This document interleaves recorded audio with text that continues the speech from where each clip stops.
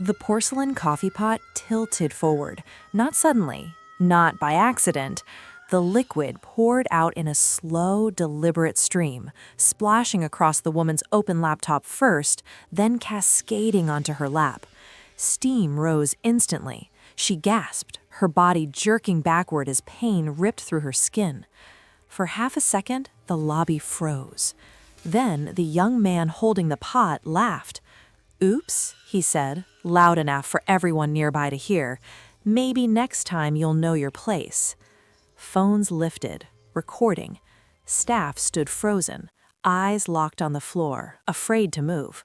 The woman stood shaking, coffee soaking through her clothes, her work destroyed in seconds. And the man who had just done it? He was the heir to the family that owned the hotel. What no one in that lobby understood yet was that in that moment, with a single careless act, an entire empire had already begun to collapse. Before the story continues, let me ask you something. Where are you watching from right now? Your bedroom? A quiet night shift? Late at night with the lights off? Wherever you are, stay with this story. Welcome back to Untold Stories, because what you just heard wasn't an accident. It was the moment everything broke, and it all started earlier that same morning. The Hartley Grand was designed to make people feel small. Towering glass walls reflected the city skyline like a warning. Inside, marble floors echoed beneath every step, polished so perfectly they reflected the crystal chandeliers overhead. Gold trim lined the pillars, not for beauty, but for dominance. This wasn't hospitality. It was intimidation wrapped in luxury. From the outside, the hotel looked untouchable, prestigious, eternal. From the inside, it was rotting.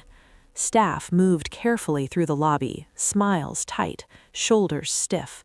Conversations dropped when certain names were mentioned. Managers corrected employees loudly, publicly, not to teach, but to assert power. Fear had become routine. Claire Hartley noticed all of it. At 24, she was the youngest Hartley and the only one who actually worked inside the business. Her title read Operations Manager, but in practice, she was a shield between the staff and her own family. She handled guest complaints personally. She smoothed over mistakes no one wanted to admit. She rewrote policies that executives never read. She also knew the numbers.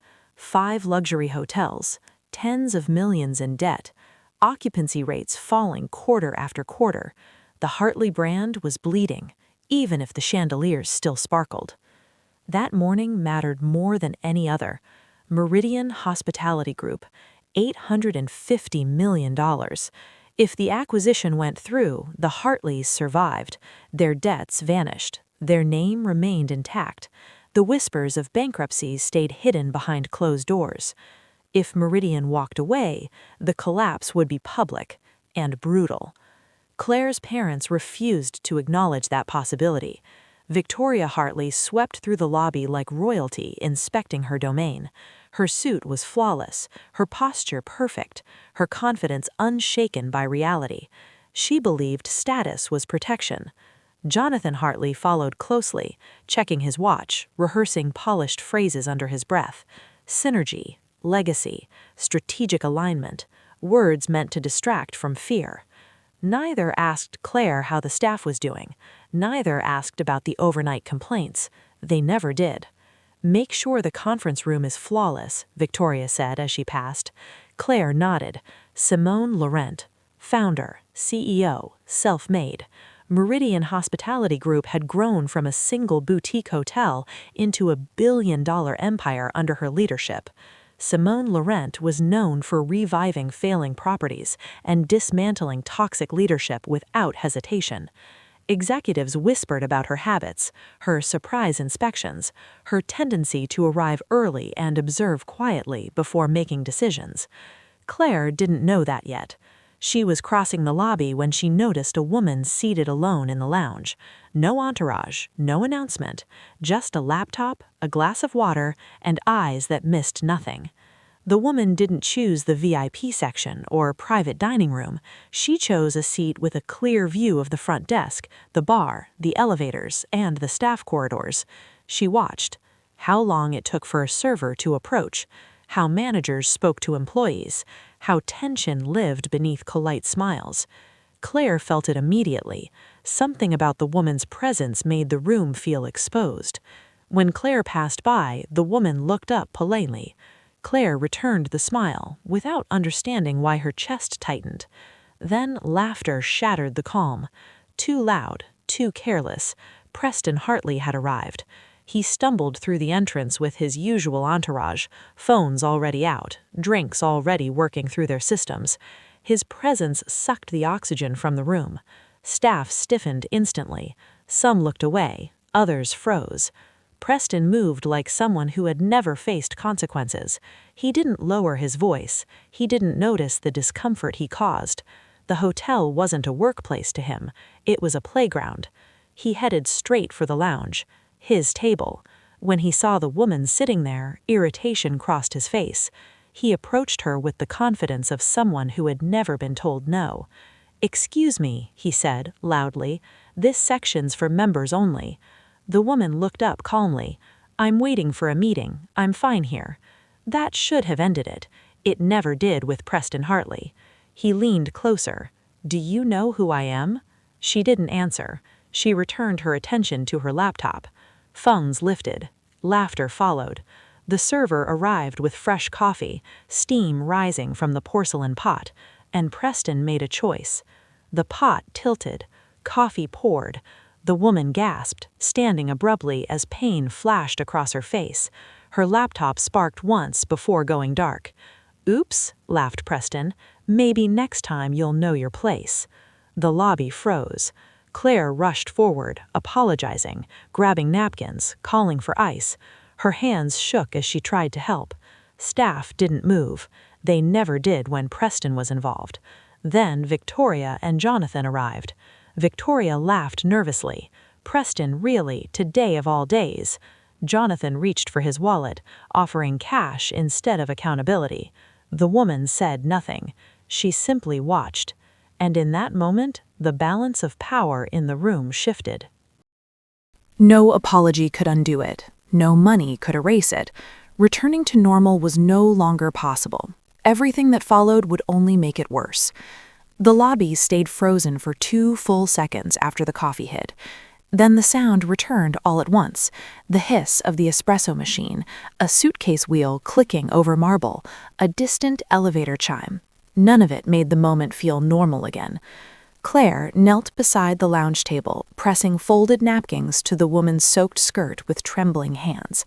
The steam rising from the spill smelled sharp and bitter, like something scorched. The laptop screen was black now, lifeless, a small wisp of smoke curling from the keyboard.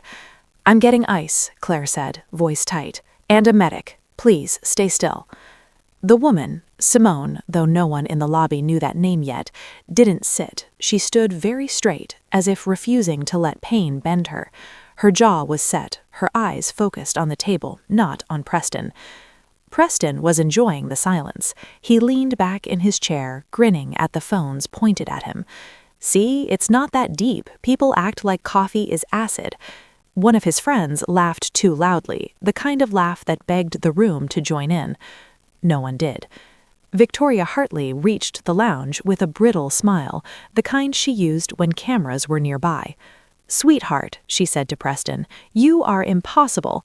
The words sounded playful, but her eyes were sharp with panic. Today mattered. Timing mattered. That was all that mattered. Jonathan Hartley stepped closer, already in problem-solving mode. He looked at Simone's stained clothes and the dead laptop, then pulled out his wallet like he was drawing a weapon. "We'll cover this. Dry cleaning, replacement, whatever you need." He held out cash, crisp bills that looked like an insult in his palm. Claire's stomach twisted. She watched Simone's gaze shift from the cash to Jonathan's face. Simone didn't reach for it. She didn't argue. She simply asked, softly, "Is this how you handle harm here?"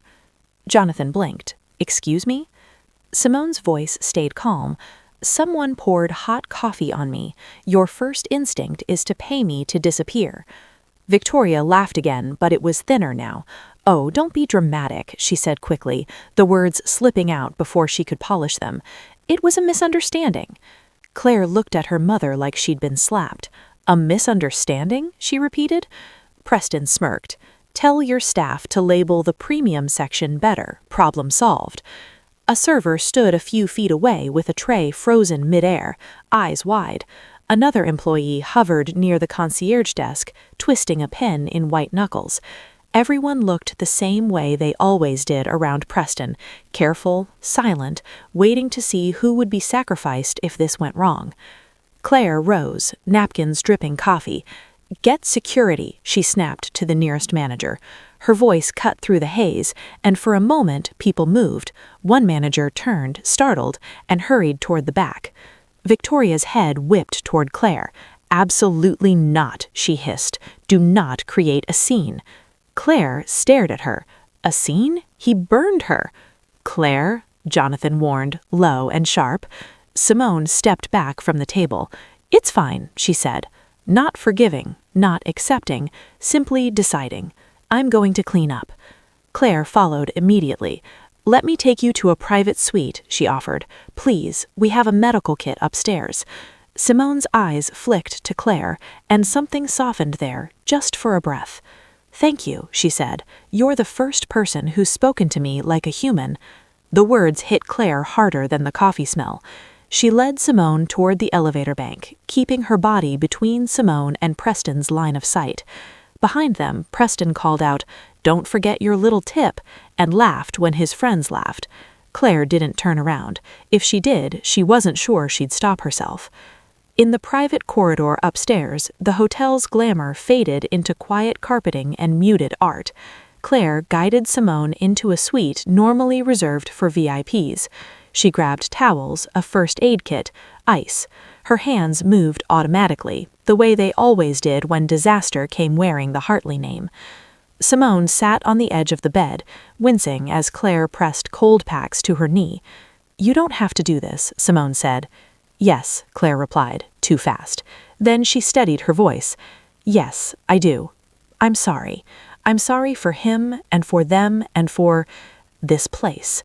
Simone watched her for a long moment. What's your role here? She asked. Operations, Claire said, in theory. And in reality? Claire exhaled. In reality, I keep it from collapsing in public. Simone nodded like that confirmed something she'd suspected. You look tired, she said. That's one word for it. A knock came at the suite door. Claire opened it to find the general manager, pale and sweating. The Hartleys want you downstairs, now, conference room. Ms. Laurent, he hesitated, eyes flicking to Simone in the room as if the name tasted dangerous. Simone's expression didn't change, but Claire felt the shift in the air. They know, Claire realized aloud. The general manager swallowed. The assistant arrived, he said. She's with your CFO and legal. They're saying the buyer is here. Preston's victim was the buyer. Claire's mouth dried. She turned to Simone, and Simone stood, smoothing her blazer as if she'd never been burned at all. 2 hours early, Simone said, almost to herself. Enough time to see the truth. Downstairs, the conference room was dressed like a stage, bottled water placed at perfect angles, contracts stacked neatly, a polished screen ready for slides about heritage and growth. The Hartleys sat at the table with their CFO and lawyer, rehearsing smiles. Preston slouched in his chair, still smug, still unaware of the cliff beneath him. Jonathan checked the door for the third time. She'll be here any minute, he said, trying to sound confident. Victoria leaned toward Preston. When she arrives, you will apologize, she whispered. Properly. Preston rolled his eyes. To who? The door handle turned. If you've made it this far, don't click away, because the next 10 seconds are where arrogance meets reality, and it's about to get loud. The door opened and Simone Laurent walked in, wearing an immaculate power suit, her assistant at her side. The room went silent. Jonathan stood halfway, then stopped. Victoria's face drained. Preston's smile slid off his face, piece by piece, until only horror remained. Simone took her seat, placed a folder on the table, and said, calmly, "Shall we begin?" Jonathan's throat worked as if the air had thickened. Miss Laurent, he managed. Welcome. There appears to have been some confusion in the lobby earlier. Preston stared at Simone like the world had shifted sideways. His eyes flicked to the faint stain at her knee, to the laptop case now carried by her assistant. Recognition crawled across his face, slow and merciless. Claire sat rigid at the far end of the table, hands clasped so tightly her knuckles whitened. She could hear her own heartbeat, loud as the projector fan. Part of her wanted to run. Another part wanted to watch the truth finally land. Simone opened her folder. There was no confusion, she said. There was behavior. Victoria forced a laugh that cracked at the edges. Preston gets carried away, she said. He didn't know who you were. Simone's gaze held hers. That's the problem, she replied. He behaved that way because he thought I was no one. Preston swallowed. I'm sorry, he blurted. I didn't know you were. Simone lifted one finger, quiet and final. Preston stopped mid-sentence. Around the table, phones vibrated, notifications stacking. The CFO glanced down and went pale. The lawyer's jaw tightened. A link was spreading fast. The coffee spill, the laughter, the words, the frozen staff. Preston's friend had posted it. Simone leaned back slightly. I arrived early today because I don't evaluate companies by presentations. I evaluate them by how they treat people when they think it doesn't matter. Jonathan's hands trembled on the table. We can make this right, he said. We'll discipline Preston. We'll compensate you. We'll compensate, Simone repeated, as if this is a pricing issue. If you can feel what's coming, type consequences in the comments, because the next decision doesn't just cost the Hartleys money, it costs them everything. Claire watched Preston's face tighten, the first real fear she'd ever seen on him. Victoria's fingers gripped her pen so hard it snapped with a soft crack. Jonathan tried to smirk and couldn't. The room felt smaller than it should have, as if the walls had leaned in to listen. Simone closed her folder without signing anything. Before we discuss numbers, she said, we need to discuss culture. The word culture hit the room like a gavel. She turned to the staff seated along the wall, the CFO, the lawyer, the operations lead. Tell me, she asked, how often does this happen here? No one answered. Simone nodded once, as if the silence was the answer she'd come for all along today. Simone let the silence breathe. She didn't rush it, didn't fill it with small talk like nervous executives did. She watched the Hartleys the way a surgeon watches a wound, calmly, clinically, already deciding what must be removed. Jonathan cleared his throat. Ms. Laurent, we're prepared to address any concerns you may have. We value— Stop, Simone said, not sharply, just firmly, as if pressing a finger to a loudspeaker. I didn't come here for slogans. Preston's leg bounced under the table. He tried to smirk and couldn't. The room felt smaller than it should have, as if the walls had leaned in to listen. Simone turned her gaze to the staff seated along the far wall, the CFO, the general manager, the lawyer, a few department heads who'd been summoned at the last minute. How often does it happen, she asked. Humiliation, threats, public discipline, staff afraid to act. No one spoke. The CFO swallowed, eyes fixed on the tabletop. The general manager stared at his hands like they belonged to someone else. Victoria's smile was stretched tight. This is a family matter, she said. We can handle it internally. Simone's eyes returned to hers. You did, she replied. That's why we're here. Jonathan leaned forward, palms open. This is an extraordinary deal, he said, trying to regain control. $850 million isn't just a number. It keeps 5 properties running, thousands of jobs. Jobs don't justify character, and money doesn't erase character. Preston finally found his voice. Look, it was a stupid joke. People are so sensitive. I said sorry. What else do you want? Simone studied him with a calm that felt like punishment. Accountability, she said, not performance. Claire's nails dug into her palm beneath the table. She could feel the old pattern trying to reassert itself. Preston speaks, parents soften, staff endure, Claire cleans. But Simone didn't soften. Simone didn't pretend. A buzz rippled across the table. Phones lighting up. The lawyer's screen showed the same clip replaying: coffee pouring, Simone flinching, Preston laughing. The caption was already evolving as strangers stitched their own outrage to it. Trending. The Hartleys didn't know what to do with a problem they couldn't buy or silence. Jonathan glanced at Claire as if she could fix it. His eyes said, "Do something." Hers said, "You should have listened years ago." Simone opened her folder again, but not to contracts. Inside were printed pages, employee turnover charts, guest review excerpts, maintenance backlogs, internal audit notes. She'd done her homework. She'd done more than homework. "This," she said, tapping the pages, "is why you're failing. Not the market, not changing tastes, your culture." Victoria's chin lifted. "We've hosted heads of state, celebrities, royalty." Simone nodded. "And still, your staff looks like they're bracing for impact." Preston scoffed. "It's a hotel. People work. Guests complain. That's normal." Simone's gaze snapped to him. Not anger. Precision. "Normal," she repeated. "For you." A knock interrupted them. The assistant stepped in quietly and whispered to Simone. Simone's expression didn't change, but she rose from her chair. "I need 5 minutes," she said, and walked out without asking permission. As soon as the door shut, the room erupted in controlled panic. Jonathan leaned toward the lawyer. "Call her back in," he hissed. "We cannot lose this." Victoria turned on Preston. "What did you do?" she demanded, voice low and venomous. "What did you say to her?" "I didn't know," Preston snapped. "How was I supposed to know?" "You were supposed to behave," Claire said, and her own voice surprised her. Steady, cold. Victoria whipped toward Claire. "Not now." Claire replied, "It's always not now, until it's too late." Jonathan's jaw tightened.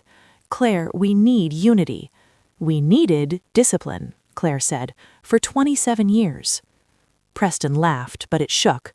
"Oh, here we go. Saint Clair, the staff's little hero." Claire looked at him. "You poured boiling coffee on a woman because you thought she didn't matter."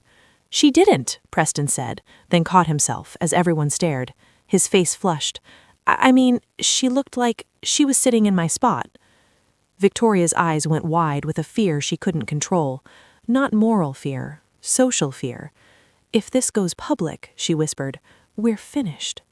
"It's already public," the CFO said hoarsely, holding up his phone. 15,000 shares in 10 minutes. News accounts are tagging us."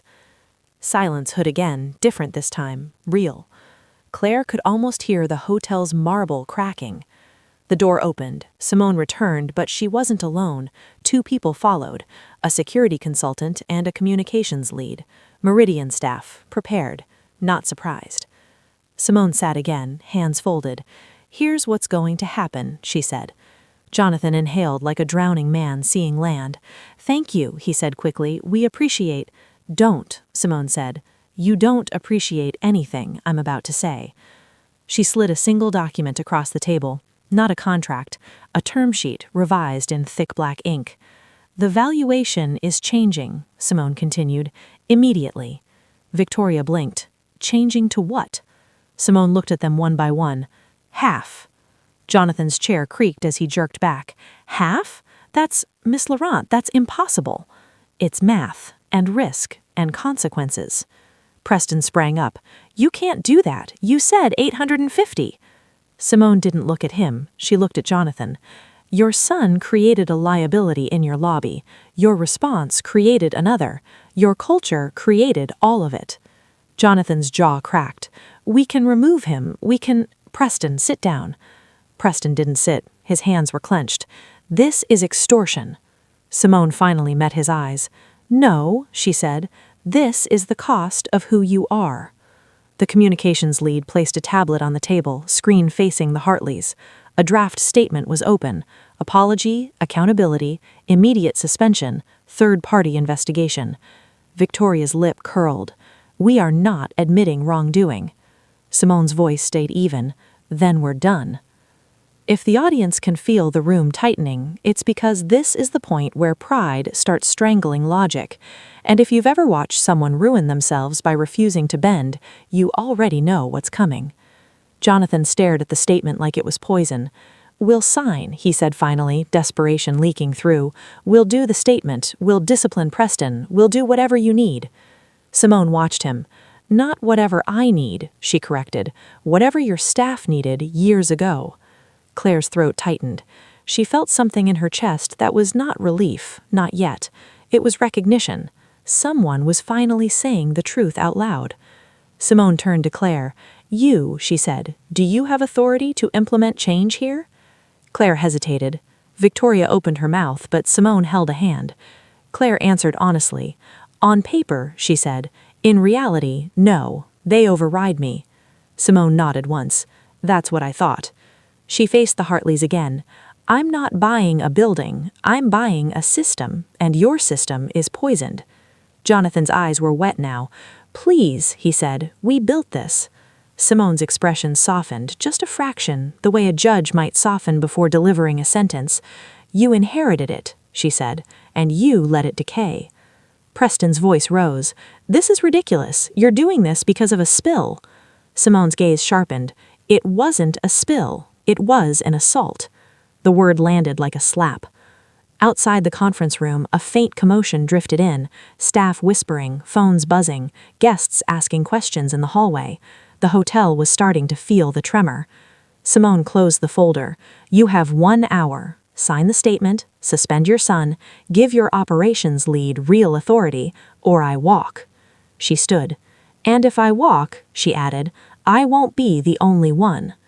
Then she left them with the ticking clock, the viral video, and the first real choice their money couldn't solve.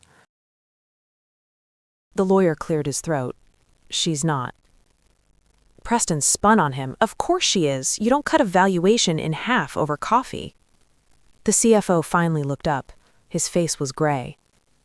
"You do when the coffee comes with video evidence, public outrage, and a documented pattern of hostile workplace behavior." Victoria turned sharply. "Pattern?" she snapped. The CFO hesitated. "There are internal complaints," he said carefully. "Unfiled ones, HR reports that never made it to the board." Victoria's eyes flashed. "Why wasn't I told?" Claire spoke before anyone else could. "You were." Victoria whipped toward her. "That is not true." Claire didn't raise her voice. "I sent memos, I asked for meetings, I flagged Preston by name." Jonathan squeezed his eyes shut, like a headache had finally split through denial. "Enough," he said weakly. "We don't have time for this." Preston laughed once, sharp and brittle. "So now you're all ganging up on me?" The lawyer leaned forward. "You assaulted a potential buyer on camera." "I spilled coffee." "You laughed," the lawyer said. "You mocked her, and your friends recorded it." Preston stopped pacing, his face reddened. "She shouldn't have been there." The room went quiet again. Claire looked at her brother like she was seeing him clearly for the first time, not as a problem to manage, not as a child to protect, but as a liability standing in plain sight. "That's the point," she said. "You thought she didn't belong, and you acted like you could decide that." Jonathan rubbed his temples. "What are our options?" The lawyer exhaled slowly. "If we refuse, she walks. If she walks, the deal collapses. If the deal collapses, lenders will notice. They already are. And if this continues to spread, we lose everything." Victoria finished, her voice barely above a whisper. Outside the conference room, footsteps passed. A staff member hurried by, whispering urgently into a phone. Someone laughed nervously down the hall, the sound brittle and wrong for a place built on luxury. The Hartley Grand was cracking. Jonathan straightened. "We sign," he said, suddenly. "We do the statement. We suspend Preston. Temporarily." Preston spun on him. "What?" "Just until this blows over," Jonathan added quickly. "A gesture." Simone's words echoed in the room. "Not performance." Claire stood. "It won't work." Victoria stared at her. "Sit down." "It won't work," Claire repeated. "She knows the difference between a gesture and change." Preston scoffed. "Oh, you're an expert now?" Claire looked at him. "I've been cleaning up after you since I was 18. Jonathan slammed his hand on the table. "Enough." Silence snapped into place. Jonathan's shoulders sagged. He looked older than he had that morning, smaller. "We can't lose Meridian," he said quietly. "We can't." The lawyer slid the tablet closer. "Then the statement needs to be real. Suspension, independent investigation, and," he hesitated, "authority changes." Victoria stiffened. "What authority changes?" "Operations," the lawyer said. "They want insulation, accountability." All eyes shifted to Claire. Victoria laughed sharply. "Absolutely not." Claire felt her chest tighten, but she didn't look away. "You asked how often this happens," she said, echoing Simone's earlier question. "This is how." Jonathan looked between his brother and wife. "Claire." "I won't be your shield anymore," Claire said. "I won't stand in front of staff and pretend this is fixable if you won't let me fix it." Preston threw up his hands. "So you're choosing her?" "I'm choosing reality," Claire replied. A knock came at the door. The general manager stepped in, pale and sweating. "There's a crowd forming outside," he said. "Guests, media. Someone recognized Preston." Victoria's breath caught. "Already?" "Yes," he said. "They're asking for comment." Jonathan's phone rang. He stared at it, then answered. "Hello?" His face drained as he listened. "Yes, yes, I understand. We'll respond shortly." He hung up slowly. "The bank wants assurances, now." Claire felt the shift then, not panic, but inevitability, the kind that settles when a collapse has gone too far to stop. Victoria sank into her chair. "We built this," she whispered again. "No," Claire said gently. "You preserved it until it couldn't be preserved anymore." The door opened again without a knock. Simone Laurent stepped back into the room. She hadn't rushed. She hadn't delayed. She looked exactly as composed as before, as if time bent around her schedule. Behind her stood her assistant, phone in hand. Simone took in the room in one glance. The broken pen on the table, the pale faces, the tablet glowing with a draft statement. "You've had 30 minutes, Simone said. "What did you decide?" Jonathan stood. "We'll sign," he said. "We'll release the statement. We'll suspend Preston." Simone waited. "And," Jonathan added, swallowing, "we'll grant operations full authority." Victoria shot to her feet. "Jonathan!" He didn't look at her. "It's the only way." Simone turned to Claire. "Is that true?" Claire met her gaze. "On paper," she said, "yes." Simone nodded. "Paper matters less than practice." Preston laughed suddenly, loud and desperate. "You're really doing this? Overreacting because she's embarrassed?" Simone's eyes flicked to him. "You're not embarrassed, you're inconvenienced." Preston opened his mouth to respond. Simone cut him off. "You will not speak again in this meeting." The authority in her voice was absolute. She picked up the statement, scanned it once, then slid it back. "This isn't enough." Jonathan's shoulders slumped. "What else do you want?" Simone's answer was immediate. Public accountability, not just suspension, removal from all properties pending investigation. Victoria gasped. "You can't be serious." Simone looked at her calmly. "I'm the only serious person in this room." Preston exploded. "This is my family's company." Simone met his rage without flinching. "And you treated it like a toy." The silence that followed was heavy, final. Jonathan closed his eyes. When he opened them, something had broken. "Do it," he said. Victoria stared at him. "Jonathan!" "Do it," he repeated. Preston stared at his father like he didn't recognize him. "You're choosing her over me?" Jonathan's voice cracked.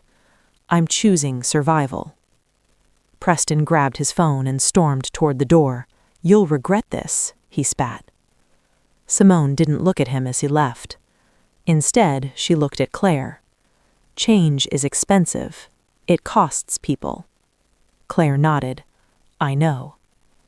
Outside, raised voices echoed through the lobby. reporters calling names, cameras flashing, the hotel staff watching history unfold in real time. Simone gathered her folder. "I'll review the final terms tonight," she said. "Your response in the next 24 hours will determine whether this company still exists." She paused at the door. "And for what it's worth," she added, "this is the first honest meeting you've had in years." Then she left. The Hartleys sat in silence as the noise from outside grew louder, and Claire realized something terrifying and freeing at the same time. The worst thing had already happened, and now nothing was holding the truth back. Got it, continuing seamlessly. The lobby no longer sounded like a luxury hotel. It sounded like confusion. Voices overlapped. Camera shutters snapped. A reporter shouted Preston's name from behind the velvet rope that security had hastily set up near the entrance. Guests clustered in uneasy knots, whispering and pointing, phones held chest-high like shields. Staff moved with rigid politeness, the way people do when they know they're being watched and judged at the same time. Claire stood near the edge of the conference room doorway, watching it all unfold from above. From this angle, the Hartley Grand looked smaller, fragile, like a stage set that could collapse if someone leaned too hard on the wrong wall. Behind her, Victoria paced. "This is a nightmare. This is an absolute nightmare." Jonathan didn't respond. He sat at the head of the table, staring at nothing, the unsigned statement still lying before him like a dare. He looked like a man who finally realized the ground beneath him was hollow. Claire turned away from the glass.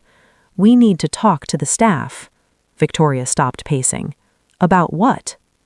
"About what's happening," Claire replied. "They're scared. They're confused.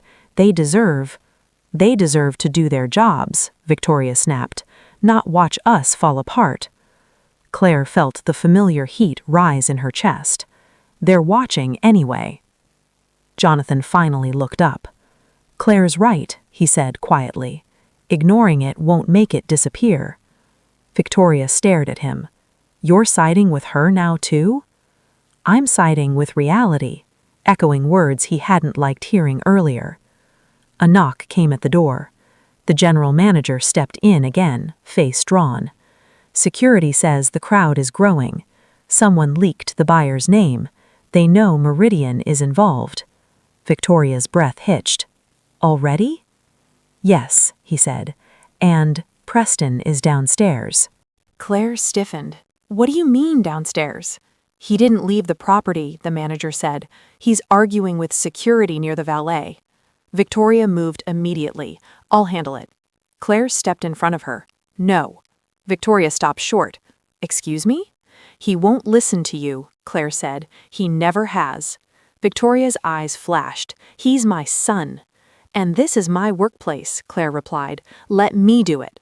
For a moment, Victoria looked like she might explode. Then she laughed sharply, the sound brittle. "Fine," she said. "Clean up your mess." Claire didn't correct her. Downstairs, Preston's voice carried across the lobby. "You can't block me," he was saying. "This is my hotel." Guests turned openly now. Phones were no longer subtle. "Sir," a security guard said, trying to stay calm, "we need you to step outside." Preston shoved a hand through his hair. "Or what, you'll fire me?" Claire stepped forward. "Preston." He spun. "Oh, here comes management," he sneered. "What, they send you to babysit me now?" "Lower your voice," Claire said. "You're making it worse." "I don't care," Preston snapped. "She humiliated me, in front of everyone." Claire stared at him. "You poured boiling coffee on her.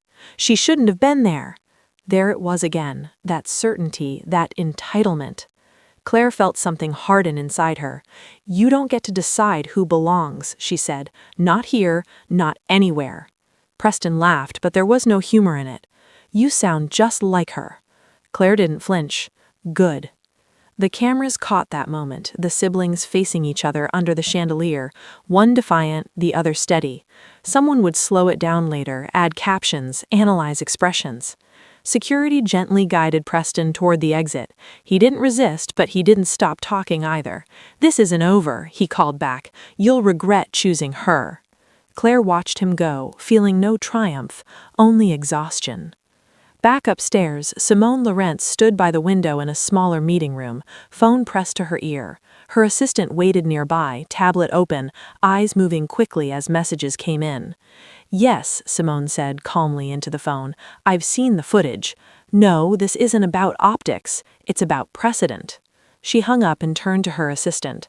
"Line up calls with legal, compliance, and comms, and flag acquisitions. We may need to pause." The assistant nodded. "What about the Hartleys?" Simone looked back out at the lobby. "They're deciding who they want to be," she said. "Let's see if they choose truth or theater." When Claire was ushered in, Simone studied her for a moment before speaking. "You stepped in downstairs." "Yes," Claire said. "Why?" "I didn't hesitate.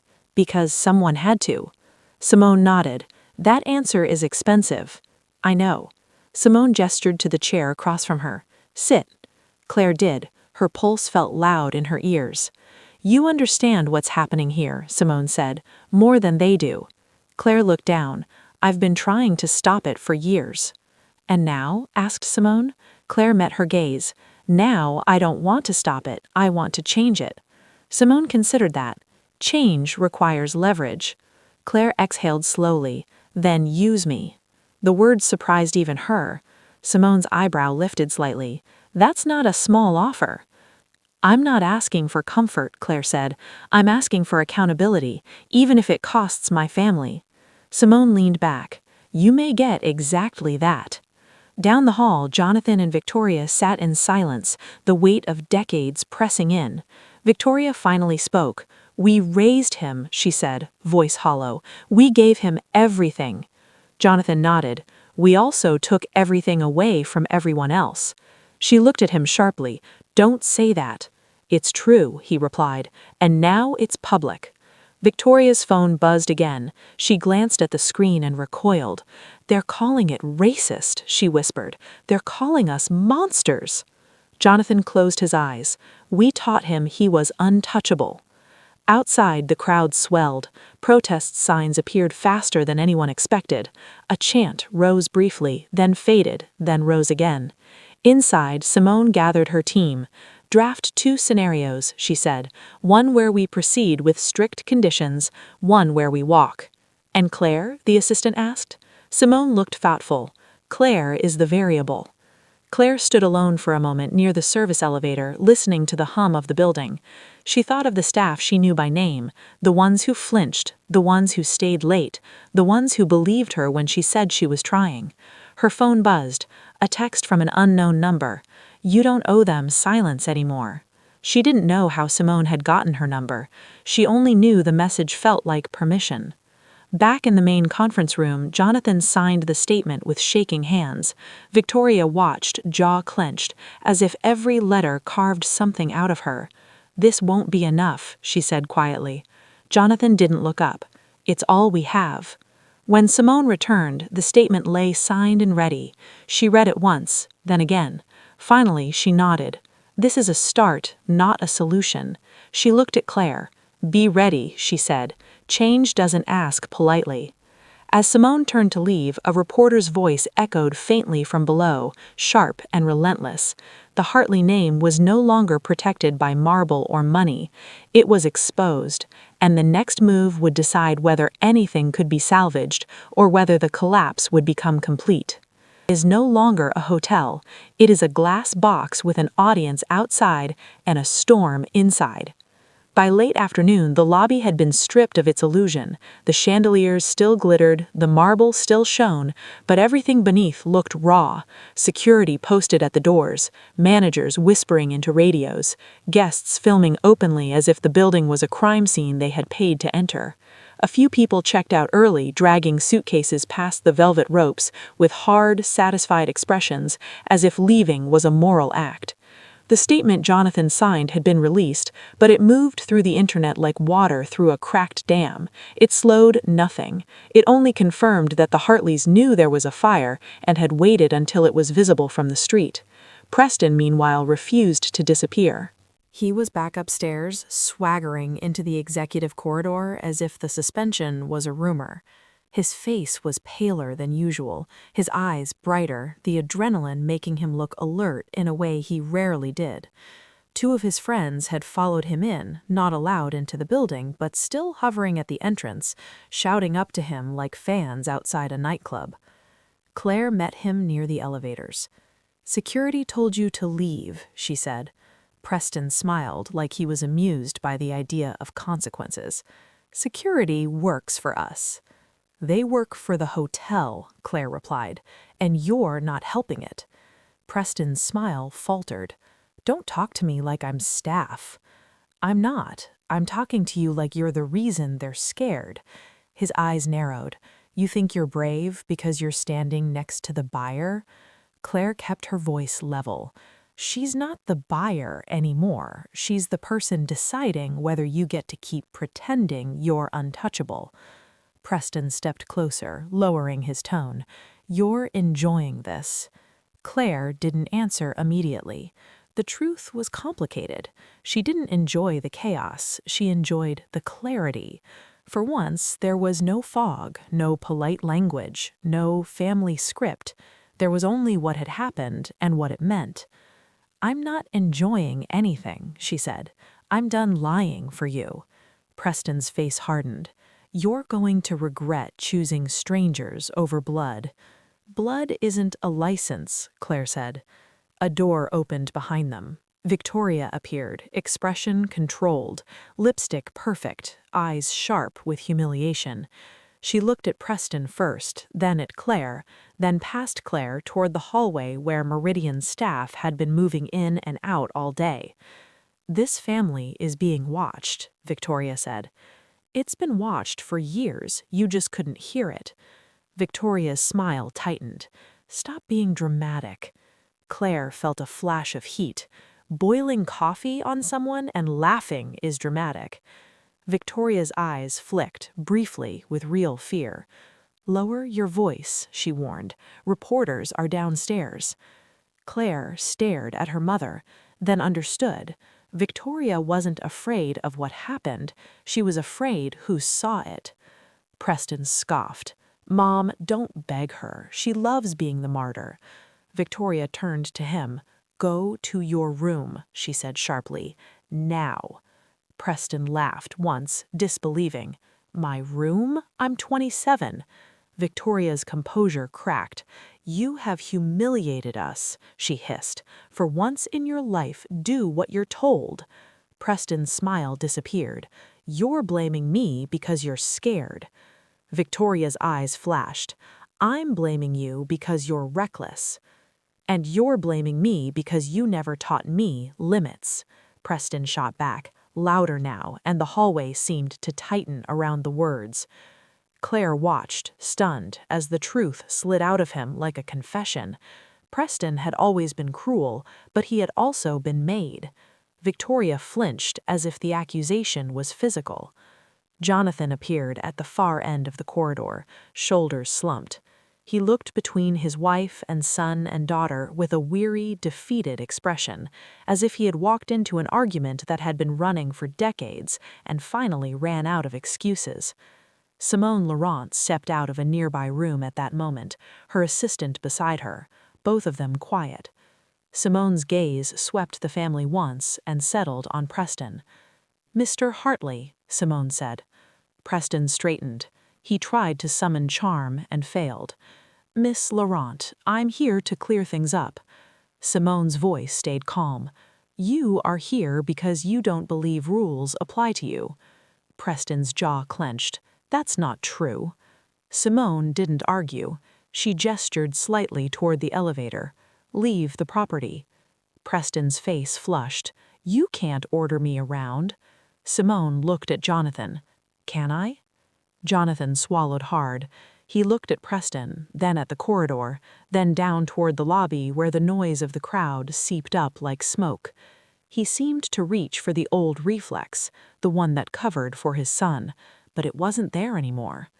Jonathan said quietly, "Preston, go." Preston stared at him. "You're throwing me out." Jonathan's voice shook. "You threw us out. You just didn't realize it." For a moment, Preston looked like he might lunge, not with violence, but with disbelief. Then he turned sharply, punched the elevator button, and waited with furious impatience as the doors slid open. Before he stepped inside, he looked back at Claire. "When they're done using you, you'll come crawling back." Claire didn't respond. She watched him disappear. The elevator doors shut, and the corridor exhaled. Victoria's eyes glittered with something like tears, but she held them back like she held everything back. "This is what you wanted," she said to Claire. "I don't want this," Claire replied. "This is what you refused to prevent." Simone's assistant checked the tablet, whispering an update. Simone listened, then spoke to the family without softening.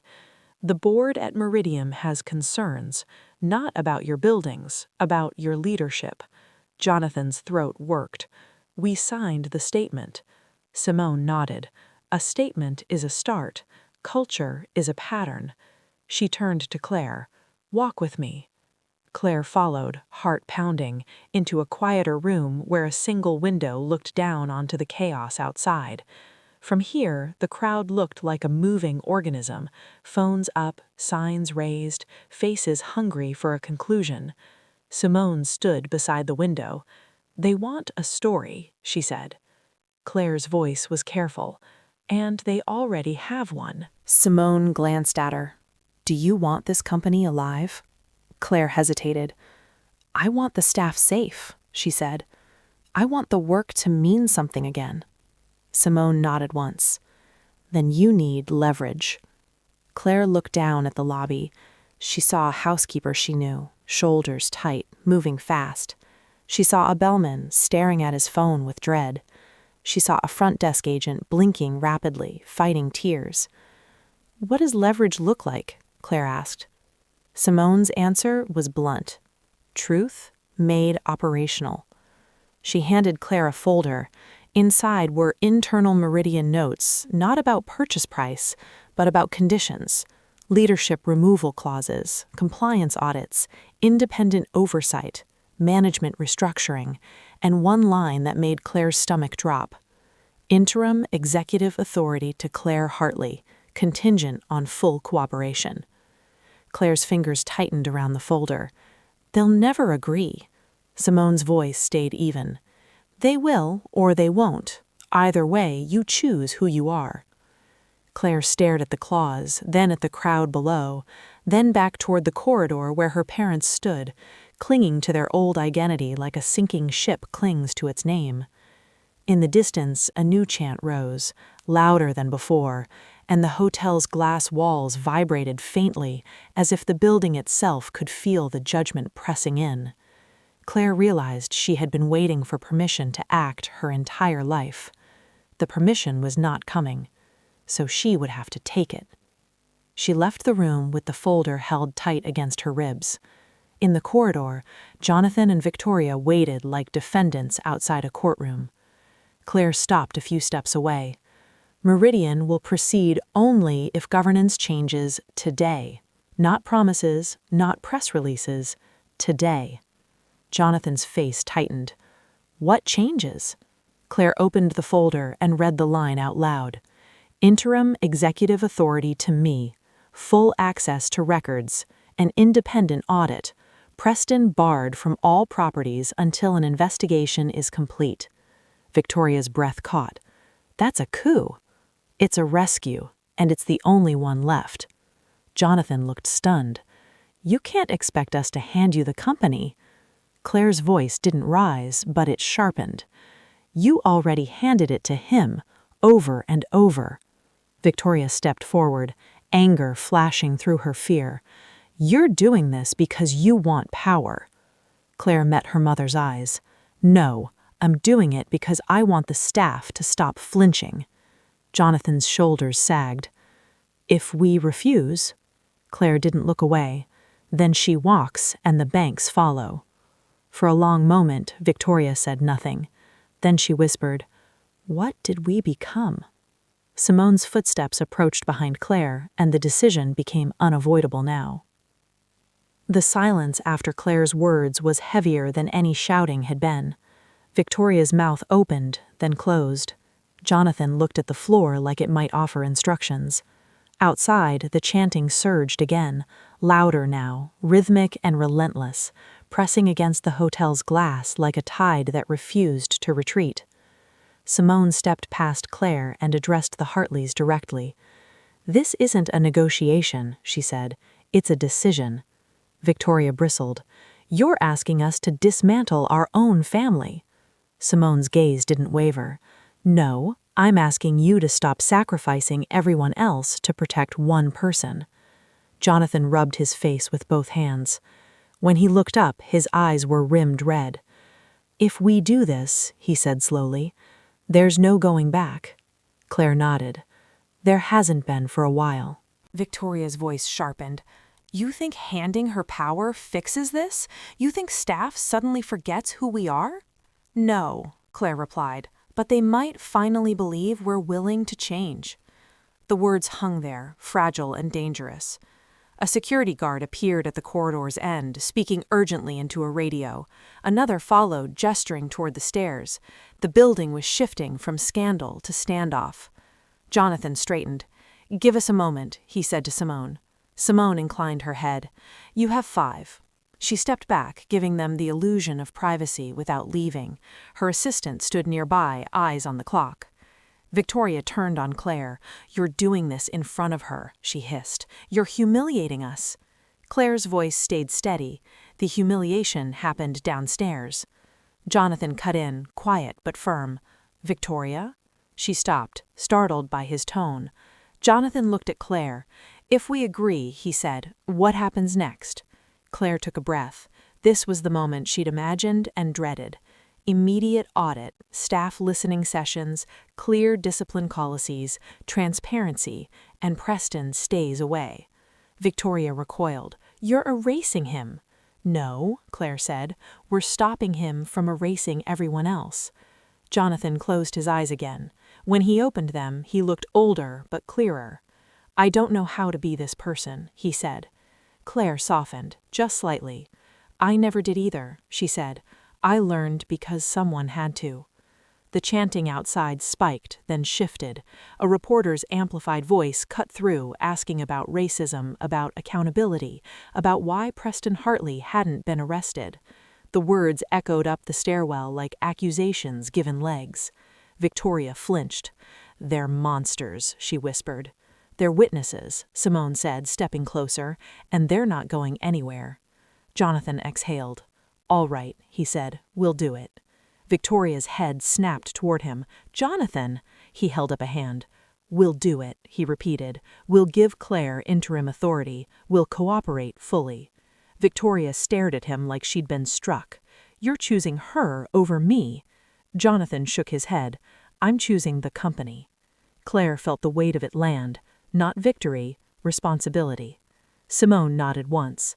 "Then we proceed," she said, "with conditions." Her assistant moved forward, already emailing documents, already setting the machinery in motion. "We'll need signatures," the assistant said. "Now."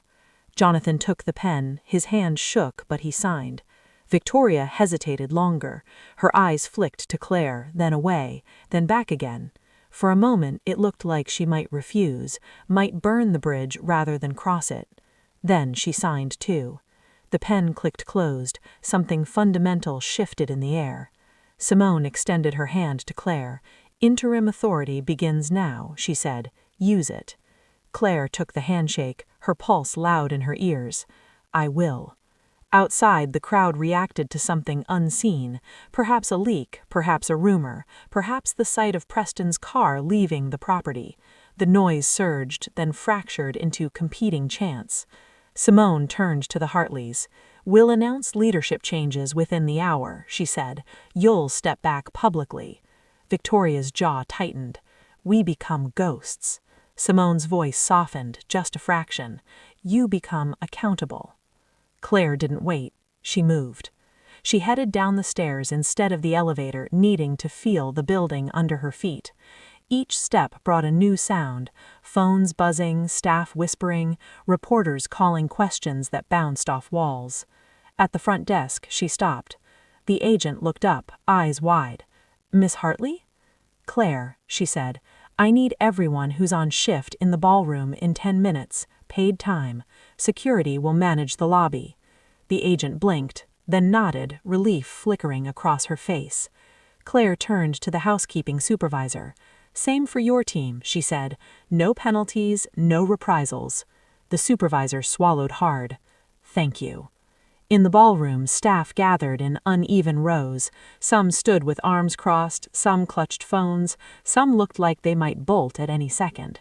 The chandeliers hummed overhead, a low, constant sound. Claire stepped onto the small stage, heart pounding. She saw familiar faces, people who'd trusted her quietly, cautiously, people she'd asked to be patient one too many times. She took a breath. "I'm not here to spin," she said. "I'm here to listen." A murmur rippled through the room. "There was harm today," Claire continued.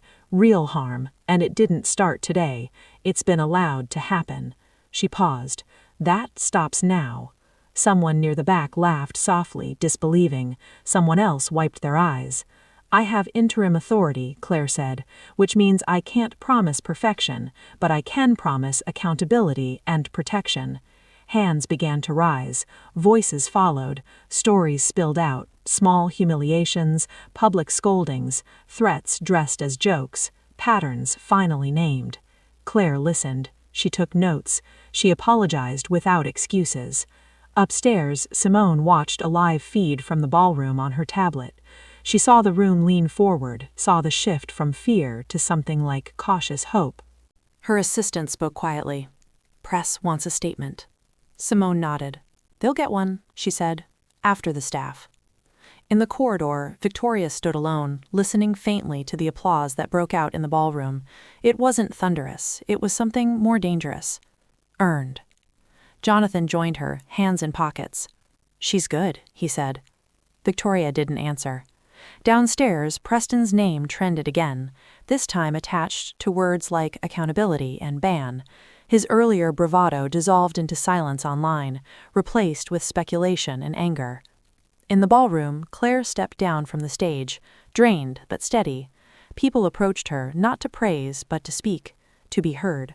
For the first time, the Hartley Grand felt like a workplace instead of a stage.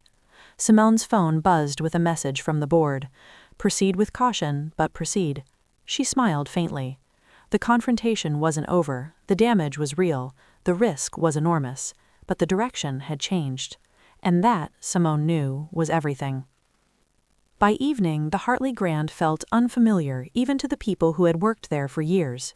The ballroom doors were closed now, but the echo of voices lingered in the corridors. Stories shared, grievances aired, relief mixed with disbelief. Staff walked differently, not relaxed exactly, but less guarded, as if they were testing a new way of breathing. Claire stood alone in the operations office, jacket draped over the back of a chair, sleeves rolled up. The desk was cluttered with notes, printed policies, and a half-empty cup of coffee gone cold.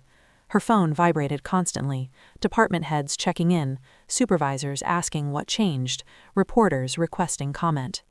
She answered only the internal messages. One of the first came from security. Crowd finning, media still present, no incidents. Another from housekeeping. Team asking if meeting tomorrow still on. Claire typed back, "Yes, and thank you." Each response felt like a small promise she couldn't afford to break. Upstairs, Simone Laurent sat with her assistant and the Meridian legal lead, reviewing documents spread across a long table. The tone was focused, efficient, stripped of drama. They had done this before, walked into chaos, imposed structure, absorbed the fallout. "What's your read on her?" the legal lead asked quietly, nodding toward the door, meaning Claire. Simone didn't answer immediately. She watched the live camera showing the lobby, the chandeliers glowing over a smaller, quieter crowd. "She listens," Simone said. "That's rarer than competence." "And the parents?" Simone's mouth tightened slightly. "They're grieving power." Down the hall, Jonathan Hartley sat in the executive suite, staring at framed photos lining the walls. Groundbreakings, galas, smiling faces under bright lights. Proof of a life built on applause. Victoria stood at the window, arms crossed, watching the street below. The chance had faded, replaced with reporters packing up equipment, disappointed by the lack of fresh outrage.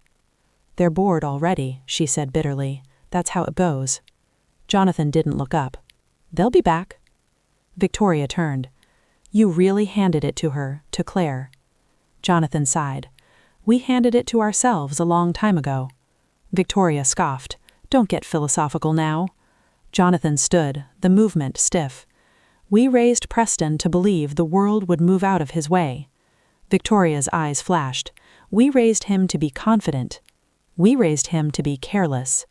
Silence fell between them, thick and old. Downstairs, Claire finally stepped away from the desk and into the hallway. The hotel hummed with a lower, steadier energy now, less fear, more uncertainty. People were adjusting. A bellman approached her hesitantly. "Ms. Claire," he corrected himself quickly, "just wanted to say thanks for today." Claire nodded. "Thank you for staying." He smiled, small and genuine, and walked on. The elevator doors opened behind her. Simone stepped out, folder tucked under her arm. "You're burning through goodwill fast," Simone said, not unkindly. Claire smiled tiredly. "I know." Simone gestured down the hall. "Walk." They moved together, past offices and storage rooms, the less glamorous arteries of the building. "There will be backlash," Simone continued, "internal and external. People who benefited from silence don't give it up easily." Claire nodded. "I'm already getting messages." "Good," Simone said. "That means you're touching the real problem." They stopped near a window overlooking the service entrance. A few staff members stood outside, smoking, talking quietly, not hiding. "What happens to my parents?" Claire asked. Simone considered her. "That depends on them." "And Preston?" Simone's gaze sharpened. "That depends on the investigation." Claire exhaled. "He won't accept it." "Most people don't. Acceptance isn't required." As if summoned by the thought, Claire's phone buzzed. A text from an unknown number. "You think you won. This isn't over." Claire didn't respond. She slipped the phone back into her pocket. Simone watched her. "You don't have to be fearless," she said. "You just have to be consistent." Later that night, a formal announcement went out. Leadership changes, interim authority, independent audit, cooperation with investigators. The language was careful but unmistakable. The reaction was immediate. Some praised it, others called it damage control. Commentators argued. Former employees shared stories. The video resurfaced again and again, each replay sharpening its meaning. Preston watched it alone, from a rented apartment across town, blinds drawn. The comment sections burned. His name trended alongside words he'd never associated with himself. Banned, investigated, accountability. He threw his phone across the room and sank onto the couch, breath ragged. For the first time, there was no one to smooth this over, no one answering calls. Back at the hotel, Victoria sat awake in bed, scrolling through headlines she couldn't stop reading. Each one felt like a judgment. She thought of the staff she'd passed every day without seeing, of the son she'd protected without teaching. In the operations office, Claire stayed late, reviewing schedules, approving overtime, signing forms that once stalled for weeks. She felt the weight of every decision, the quiet expectation behind every knock. Around midnight, Simone sent a final message to her board, proceeding with conditions, monitoring closely. Then she closed her laptop. The building settled into a restless quiet. Night staff moved through halls lit low, cleaning, resetting, preparing for a morning that would not resemble any before it. Claire stood by the lobby doors after midnight, watching the last reporter leave. The glass reflected her, tired, resolute, older than she'd been that morning. She thought of the lines Simone had drawn between gesture and change, of the cost of choosing truth, of the people who had trusted her with their stories. She unlocked the doors and let the night air in. Tomorrow would bring resistance, lawsuits, anger, fear. But tonight, for the first time, the Hartley Grand belonged to the people who kept it alive. And that knowledge, fragile, dangerous, powerful, would be tested next. Morning arrived without ceremony. No dramatic sunrise, no cleansing light, just a gray sky pressing down on the city, the kind that made time feel heavier than usual. Inside the Hartley Grand, the day staff gathered in silence, absorbing the overnight changes through whispered updates and half-read emails. Leadership announcements had gone out before dawn. Audit teams were scheduled. Listening sessions expanded. Names that once carried authority were now followed by phrases like "under review" and "pending investigation." The building was awake, but cautious. Claire stood at the edge of the lobby, coffee untouched in her hand, watching the flow of people adjust to a new gravity. There was no applause now, no visible gratitude, just something quieter: expectation. Simone Laurent joined her, phone already tucked away, eyes clear. "Day 2 is harder than day 1, Simone said. Adrenaline fades, resistance shows up. Claire nodded. "I'm ready." Simone studied her for a moment. "You think you are," she said. "That's enough to begin." They were interrupted by security. "Miss Hartley," the guard said, careful now with titles. "There's a situation." Claire felt it before he finished the sentence. "Preston?" she asked. The guard nodded. "He's downstairs, with a lawyer." The lobby's temperature dropped. Guests paused mid-step. Phones appeared again, discreet but present. The velvet rope trembled under the weight of attention. Preston stood near the entrance, suit rumpled, jaw set hard. A man beside him, older, controlled, spoke in low tones to security, papers already in hand. "I'm here to retrieve my personal belongings and to make it clear that I am not banned from my own property." Claire stepped forward. "You are not authorized to be here," she said. Preston's eyes flicked to her, sharp with something between rage and disbelief.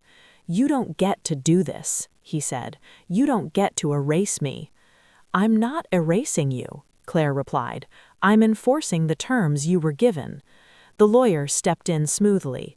"Miss Hartley, with respect, this suspension has not been adjudicated. My client's rights—" Simone's voice cut through. "Are intact," she said calmly, "and separate from access to private property." The lawyer turned, registering Simone fully for the first time. His tone adjusted. "Miss Laurent, my client believes this is retaliatory." Simone nodded. "Your client poured boiling coffee on a woman and laughed, on camera." A murmur rippled through the lobby. Preston's face reddened. "You keep saying that like it defines me." Simone's gaze didn't waver. "It revealed you." The lawyer tried again. "We're prepared to pursue damages, defamation, wrongful exclusion." Simone smiled faintly. "You're welcome to pursue anything you like. Meridian will cooperate fully." Preston stepped closer to Claire, lowering his voice. "You think this ends with you on top," he said. "You think they won't turn on you." Claire met his eyes. "I think you're afraid because no one is covering for you anymore." His laugh was hollow. "Enjoy it while it lasts." Security moved in. Calm, firm. Preston was escorted out, not dramatically, not violently, just decisively. As the doors closed behind him, the lobby exhaled. Simone turned to Claire. "That's one," she said. "There will be others." Upstairs, the audit began.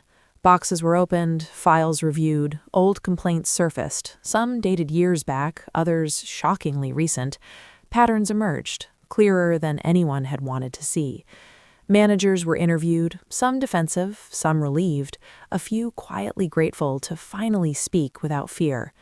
Claire sat in on as many sessions as she could.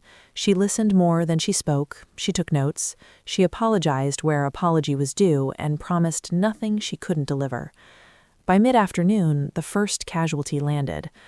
The general manager, long protected, quietly complicit, was placed on leave pending investigation. The announcement was brief, the reaction was not. A group of staff gathered near the service elevators, whispering urgently. When Claire approached, the whispers stopped. "It's true," someone said finally. "He's gone?" "On leave, pending review." A beat passed. Then a housekeeper laughed, not loudly, not cruelly, just a short, disbelieving sound. I didn't think I'd live to see that. Claire didn't smile. She felt the weight of it settle. Later, Simone convened a final meeting. Jonathan and Victoria sat across the table, diminished by the day's events. No staff, no lawyer, just the truth. The audit will continue, Simone said. So will the investigation. Meridian will proceed with acquisition under revised terms. Jonathan nodded, voice hoarse. Thank you. Simone's eyes held his. This isn't a gift, she said. It's a responsibility. Victoria finally spoke. What happens to us? Simone considered her. You step back, she said, publicly, completely. You let the work happen. Victoria's hands clenched. And if we don't? Simone's voice stayed even. Then Meridian walks, and the rest follows. Silence answered her. Jonathan looked at Claire. There was no anger now, only something like recognition. You're different, he said quietly. Claire met his gaze. I had to be. That evening, the announcement went live. Meridian Hospitality would acquire the Hartley properties under strict governance changes. Claire Hartley named interim COO of the division. The reaction was swift and divided. Some called it justice, others called it betrayal. Commentators speculated about family fallout and corporate warfare. Claire didn't read the comments. She stood in the empty ballroom long after everyone had gone, lights dimmed, chairs stacked, the echo of voices still faint in the walls. Simone joined her there. You crossed the line today, Simone said. Claire turned. Which one? Simone smiled slightly. The one between managing damage and owning change. Claire exhaled. I feel like I burned everything. Simone has shaded. You cleared space. They stood together in the quiet. Outside, the city moved on. Inside, the Hartley Grand prepared for a future that no longer belonged to one family. Claire felt the weight of it settle, not as fear, but as purpose. Tomorrow, there would be more resistance, more loss, more difficult choices. But the truth had survived its first full day, and that meant the ending, whatever it became, would be earned, understood. The first real test of change didn't come from the press. It came quietly, early on a Tuesday morning. A longtime vendor walked into the Hartley Grand carrying a termination notice. He had supplied linens to the hotel chain for nearly a decade. He knew the staff by name, he knew which floors needed extra deliveries during conferences, and which managers cut corners to save costs. And now, because of the audit, his contract was being reviewed. He stood in Claire's office, hat in his hands, shoulders tense. I just want to know, he said carefully, if this is because I did something wrong or because I'm connected to the old management. Claire met his eyes. She said, neither. It's because we're reviewing everything fairly, and you'll hear from us before anything changes. He nodded, relief flickering across his face, and left. That's when Claire understood the real cost of leadership. Not the shouting, not the headlines, not even the family fracture. The cost was being trusted. Outside, the hotel settled into a strange new rhythm. Staff still whispered, but now it was curiosity instead of fear. Some tested boundaries, others waited for the old rules to snap back into place. They didn't. Policies were enforced. Managers were retrained or removed. Anonymous reporting channels were launched and actually answered. Apologies were made publicly, without excuses. And slowly, cautiously, something unfamiliar spread through the building. Safety. Simone Laurent watched it all from a distance. Meridian's board finalized the acquisition paperwork within the week. The valuation was far lower than originally planned, but the structure was tighter, cleaner, resilient. This is the long game, Simone told her team. You don't buy buildings, you buy trust. In a quiet apartment across town, Preston Hartley watched the news coverage from a couch that wasn't his. The place smelled faintly of someone else's cooking. The blinds were half closed. His phone lay face down. When he finally turned it over, there were no messages waiting.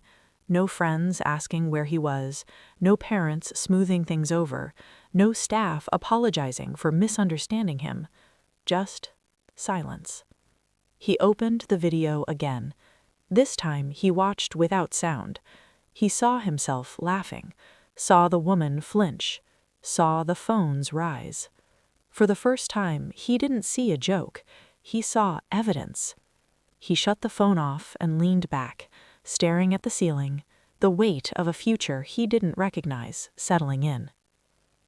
Back at the hotel, Jonathan Hartley packed up his office. Framed photos came down. Awards were placed carefully into boxes. The desk that had once felt permanent now looked temporary, like borrowed furniture. Victoria stood in the doorway, arms crossed. "You're really leaving," she said. Jonathan didn't look up. "We agreed." Victoria scoffed. "We agreed under pressure." Jonathan finally turned. "We agreed because we were wrong." She flinched. "Don't say that." Jonathan's voice softened. "Say it with me." Victoria looked away, jaw tight. "I can't." Jonathan nodded slowly. "That's the difference now." When they left the building that afternoon, no one clapped, no one booed. Staff simply watched them go with quiet attention. It was the most honest reaction they'd ever received. Claire stood at the front desk afterwards, talking with a new supervisor about shift rotations, when Simone joined her. "You look steadier," Simone said. "I feel heavier," Claire replied. Simone smiled. "That means you're doing it right." They walked the lobby together, noting small changes: posters outlining reporting policies, managers greeting staff by name, a guest service desk answering calls without fear of escalation. "Meridian would like you to stay on," Simone said casually. Claire stopped. "I thought this was interim." "It was," Simone said. "You've proven it doesn't need to be." Claire considered the offer. "On one condition." Simone raised an eyebrow. "I don't want to inherit a throne. I want to build a system that doesn't need one." Simone nodded. "Done." The announcement came a week later. Meridian Hospitality formally acquired the Hartley properties. Claire Hartley was named COO of the division. The reaction was intense, then divided, then inevitably replaced by the next scandal elsewhere. But inside the hotel, something held. 3 months later, the Hartley Grand reopened its flagship floor. Staff gathered early that morning, not in fear, but anticipation. New uniforms, updated systems, clear procedures posted openly. Claire stood before them, not on a stage, but on the floor. "This doesn't belong to one family anymore. It belongs to the people who show up." Applause followed, not thunderous, not forced, real. Simone watched from the back, hands clasped, satisfied. That evening, Claire walked through the lobby alone after closing.